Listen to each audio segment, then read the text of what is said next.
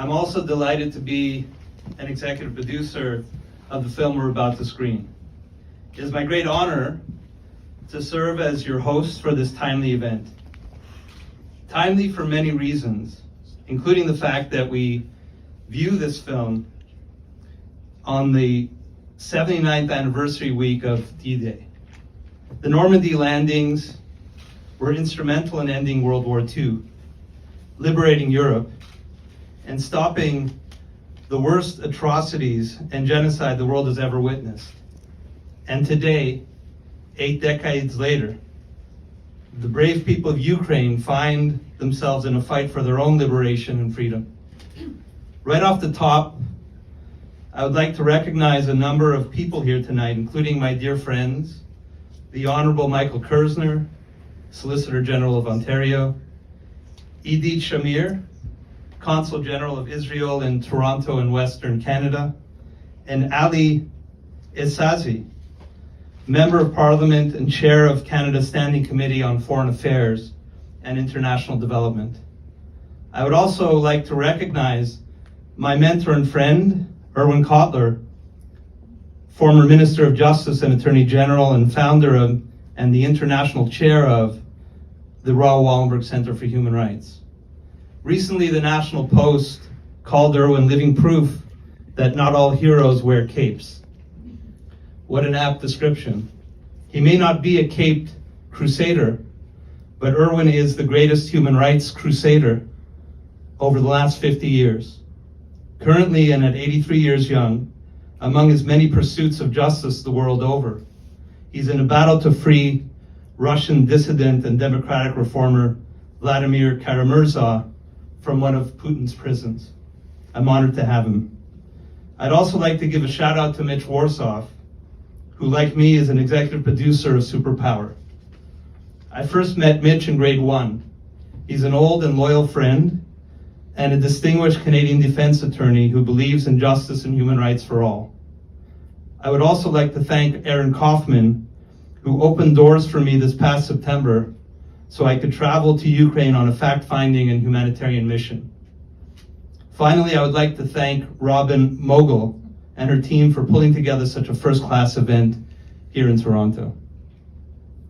So you're about to see Aaron Kaufman and Sean Penn's documentary Superpower, set on the eve of Russia's full-scale invasion of Ukraine in February 2022. Superpower is a courage under fire portrait of President Zelensky, a former actor who suddenly found himself in the unlikely position of leading a country at war. This is the film's first airing in Canada as part of a global 72 Hours for Freedom campaign organized by Humanity for Freedom, a nonprofit organization dedicated to the fight against authoritarian governments through advocacy and educational work. It was co-founded by Aaron Kaufman and Dane Waters, a political strategist and pro-democracy advocate. This event is taking place in over a dozen countries and 5 continents, starting in Toronto and London and wrapping up in Washington, D.C., June 8th, including stops in New York City, LA, Rome, Bulgaria, Nigeria, Tokyo, Sydney, and Buenos Aires. With Putin's illegal war now in its 16th month, this film is invaluable in keeping this issue front and center. We live in a world of rapid news cycles and diminished attention spans. Fatigue can all too easily descend on the world. Indeed, I expect Putin is counting on support for Ukraine to decline in countries like Canada, the United States, and across Europe. This is a cynical pattern he has counted on before in places like Chechnya and Syria. But as one who traveled by land from Warsaw to Kyiv months ago and had the opportunity to meet with President Zelensky's leadership team and personally witness the bravery and resilience of the Ukrainian people, I can tell you this must not be allowed to happen. While in Kyiv, I presented to Andriy Yermak, President Zelensky's chief aide, and other key leaders with the Raoul Wallenberg Center for Human Rights analysis of the Russian Federation's breaches of the Genocide Convention, draft statutes for the establishment of a special tribunal to investigate crimes of aggression, as well as a 10-point action plan designed for the community of democracies to implement. I also met some of the most incredible rapid response humanitarian organizations on the ground. Special shout out to my friend Michael Capone, who I just got off the phone with. He and his organization, Global Empowerment Mission, are on the ground as we speak, aiding victims of yesterday's destroyed Nova Kakova Dam. While in Ukraine, we paid an emotional visit to Babyn Yar, the site of a massacre of 33,000 Jews in September 1941. The monument of those murdered civilians had been recently damaged in a Russian missile strike.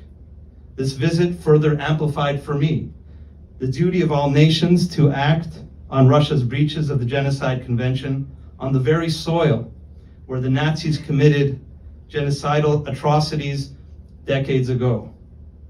And building intersectional relationships on the ground in Ukraine and around the world is key. Working with organizations like Humanity for Freedom, Global Empowerment Mission, and filmmakers like Sean Penn, who are keeping the world's attention on the Russian Federation's atrocities, can only serve to fortify and accelerate the work we do at the Raoul Wallenberg Center. And I can assure you, Canadian support is valued. After my trip to Ukraine, I had the honor of hosting and helping to curate events for Ukraine's First Lady in New York City during the United Nations General Assembly. At one of the events, both the First Lady and the Ukrainian Prime Minister were fulsome in their praise for Canadians' assistance.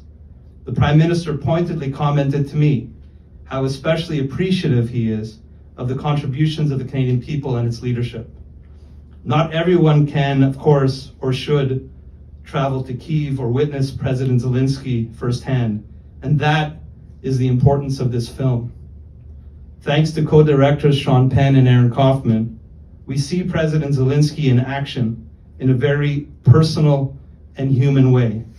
It reminds us that we must remain vigilant and stay the course. Speaking of staying the course, it is my honor to introduce via video, sent to us really moments ago by his office, President Zelensky.